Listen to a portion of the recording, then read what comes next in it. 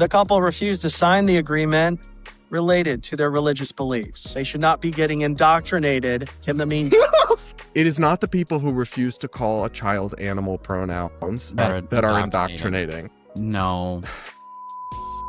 Hey guys, welcome back to Normal Gays, where we take on LGBT insanity. I'm Brad Polumbo here with Clarkson Lawson. What's up, guys? So we're going to talk for our first one here about a more serious story. Some drama going down in Massachusetts, my home state, involving foster care and religion. Oh, what a great thing to miss. Yeah. Well, let's take a look at this local news reporting before we dive into our takes. We will absolutely love and support and care for any child in our home, but we simply can't agree to go against our Christian faith. Lydia and Heath Marvin are ready to bring kids into their home on a moment's notice. The Woburn couple reconfigured their home to care for 8 foster children, including a baby with complex medical needs, for 15 months. That's in addition to their own 3 kids. And they were ready to keep going until Massachusetts Department of Children and Families pulled their license last spring. Now that it seems like there's no path forward. We certainly thought we would have young children in our home. For how long, we didn't know, but we were not done having young children in our home. The heart of the issue, the Marvins refused to sign DCF's LGBTQIA+ non-discrimination policy, which states a foster family must accept a child's assertion of their LGBTQIA+ identity, address children by their names and pronouns, and support gender-neutral practices regarding clothes and physical appearance. We had asked, is there any sort of accommodation? Can you waive this at all? We will absolutely love and support and care for any child in our home, but we simply can't agree to go against our Christian faith in this area.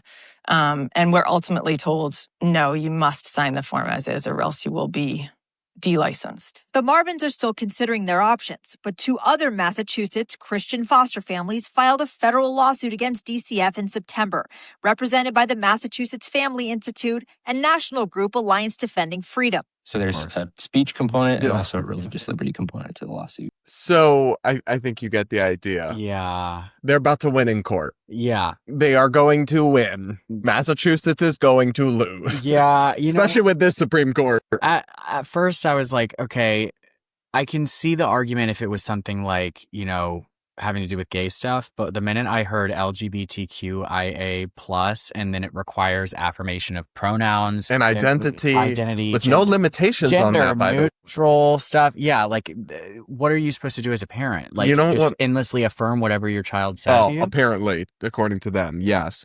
But you know what the first thought that I had was? What? That I would be disqualified from being a foster parent. Not even because we're gay. No. Like me and my partner would be absolutely banned from being foster parents in Massachusetts because I would never sign a document saying I will affirm the child identity no matter what. No. You think a child comes to me and says, I identify as a pumpkin and I have to affirm that? No, I'm going to do what's in the best interest of the child, which is not affirming anything a freaking child says. I mean, most of parenting is stopping affirmation of childhood delusions. That's literally what the job of a parent is. Well, it's illegal now in Massachusetts. So. And that makes me so frustrated because, like, I understand if it was people saying, like, we don't want a gay child in our house, or they were being like religious radicals. But now it's like this gives the ammunition to groups like Alliance Defending Freedom and all of them to go, Christians are under attack. Well, they are. That is in that policy, at least in that instance. Specific policy. But I think logically speaking, that policy doesn't make sense when it comes to like the trans stuff. No, and even as applied to gay people, I think you should not be able to impose conditions on foster parents that go beyond what parents would be allowed to do. So if it's like, you can't abuse or reject your child for being gay, yes. You can't require them to be pro-gay, though, to say that they believe gay being... I think that would be a First Amendment issue. You basically... You can hold them to the same standard if they can't mistreat a gay child, the same way it's illegal to abuse a gay child regardless. But I actually don't think you could impose... I think it would be against the First Amendment to say you must accept and affirmatively support any child's being gay in order to participate in the foster I program. think it's iffy to say it's against the First Amendment, but I understand the point of view you're making. Just because these kids are a part of a government program and they have to screen parents for certain things that they wouldn't find appropriate. So I don't know. I think that's up for the lawyers to decide. But I think at the end of the day, what they have to juggle is like, what's better for these kids? To be in the foster care system, or it's even if they were homophobic. That's the be thing. In a house with homophobic parents. This is such a good point. I had this thought as well. What Massachusetts policy is doing is saying that, no, we're going to block this home that is ready to take a sick baby. Right. Because oh my God. What is this doing? No, look at a reaction. This will be fun. Our main thing, Riverside, that we record in is down because of Amazon Web Services issues or something. So we're doing this through just my laptop. So we'll see how it comes out. But that's why the random ass reaction just popped up. But no, you made a really good point. And I had that thought while I was watching this. These people, there's this huge backlog of foster care kids that are stuck in the system. These people are ready to take them, including sick babies. The state's like, no, you can't. Because what if one day that baby identifies as non-binary and you don't accept their they pronouns? Okay, yeah, just stay sick in the foster care system. It's just so ridiculous and impractical, and I think it's probably illegal and unconstitutional. But regardless, it's like they're not even putting the kid's best interests first. I promise you, if there was a non-binary kid in foster care, they would probably rather be with those parents than be in foster care. And honestly, even if those parents, from what it seems... And being non-binary is low-key a privilege. I don't think many kids in foster care are saying they're non-binary for attention. But honestly, I get the sense with those people that even if like they wouldn't support the non-binary, they're not going to be cruel or like mistreat the child. I don't get that, because obviously that would be a legitimate grounds to ban someone from being a foster parent. But of course, LGBT media and commentators just heard they won't support LGBTQ. This is bad. Do you expect them to like have nuanced analysis of the situation? I expect them to say, read into the details. Anti-gay parents won't be allowed to adopt kids and abuse them. Good. The type of stuff. Well, we do have a TikTok video saying kind of that. Okay. I guess we'll still show it. Yeah. Let's take a look. Massachusetts couple has lost their foster care license after refusing to properly take care of LGBTQ plus kids. The state of Massachusetts requires all foster care families to sign an agreement that they will not discriminate, nor will they try to change the orientation or identities of LGBTQ plus kids in their care. The couple refused to sign the agreement related to their religious beliefs. Research has shown that nearly 30% of kids in foster care identify as LGBTQ+, compared to 11.2% not in foster care. Massachusetts requires anyone who works with foster kids to allow them to use the pronouns they identify as well as to dress the way they identify. The couple is now seeking the legal support of the Alliance Defending Freedom, which is considered a hate group by the Southern Poverty Law Center for their hateful rhetoric against the LGBTQ plus community. The state of Massachusetts has defended this policy, saying that foster parents are temporary. They are not the child's biological parents. They are a stopgap to try to get them reunited with their families. They should not be getting indoctrinated in the meantime. Oh my gosh. Yeah.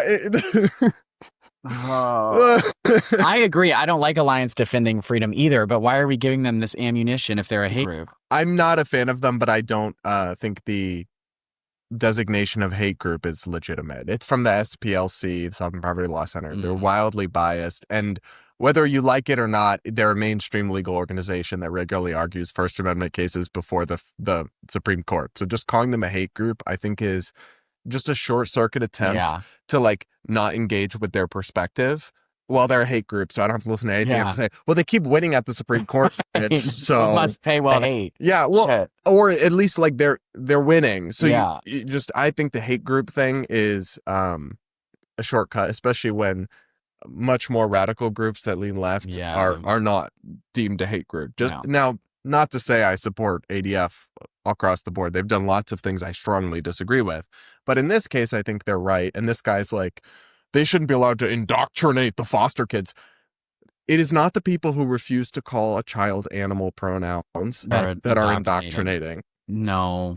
I wish that there was a separation between, because if this was just about like, let's say a 12 to 14-year-old young boy or girl who is, likes to wear dresses, maybe might be a little bit feminine, might be outwardly gay, were to be, taken in, Yeah. and then they were like outwardly homophobic, I would agree that they shouldn't take that child in. But because we have all of these other letters tagged onto it, it starts to just become nonsense. Well, and they start to mandate things that are like not even in the child's best interest. It is not in a child's best interest to just affirm their identity no matter what. So the kind of logical people you would want to be foster parents who would read an agreement, be like, hang on, that doesn't make any sense, are now gonna not agree to it, and the people who just won't even read it will just sign it, but like, sure, I want that check every month, so yeah, whatever, I don't care about pronouns, I'm not gonna be paying enough attention to the kid to bother, I just want the checks every month. Anybody who endlessly affirms their child probably shouldn't be a parent, and that's T. Well. Anyway, I thought this story is interesting because this will probably, I imagine, go to the Supreme Court, or at least work its way up the legal food chain as a First Amendment case. And it was kind of just telling to me the way like that TikTok video, but all the LGBT media websites they jump to anti-LGBTQ parents want to be able to harm kids, and like there's no engagement with the nuance of it at all. No, like, I mean, I guess that would make me a future anti-LGBTQ parent. They unironically have labeled me anti-LGBT. Right. It doesn't make nothing means anything anymore. We just say whatever we want. Sorry for my language. Well, guys, let us know what you think. Who do you side with? The state of Massachusetts or these parents? Let us know in the comments. Please, if you want to support our work, consider becoming a channel member. We love our normies. We have so much cool content planned. I think our next members-only video will be an unhinged Q&A that we did at my pool. If you want to get that, get access to that, become a member now. Regardless, like, comment, subscribe, yada, yada, yada. We'll talk again real soon.